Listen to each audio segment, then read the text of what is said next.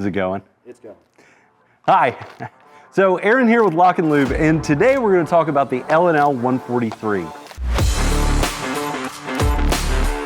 While using the off-brand grease gun, I have pulled my Zerk fitting completely out of our machine.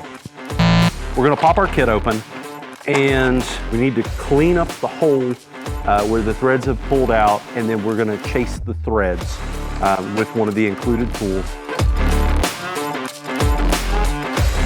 And we're going to clean the threads out really good, and then we're going to reinstall a Zerk fitting. We have our Zerk fitting that actually I pulled out of the machine. We're going to use our LockNLube thread tester.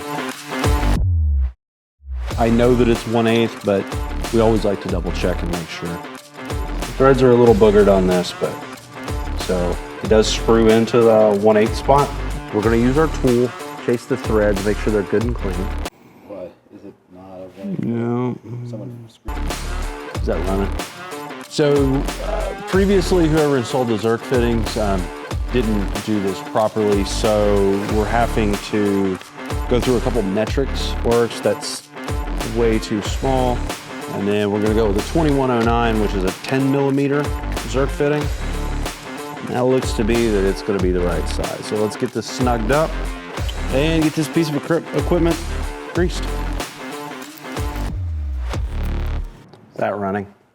So using the off-brand grease gun, we have had to go through and actually retap the threads so we can get more of a bite on it. The LockNLube grease coupler, being able to lock on to your actual fitting and then having the ability to easily take it back off, keeps any kind of side load, any kind of side pressure, anything like that from actually pulling on the threads of your Zerk fitting and potentially damaging them.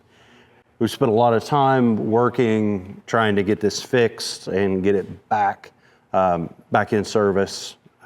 It still does need grease, so we're going to use our LockNLube grease coupler to attach. Fitting's taking grease, perfect.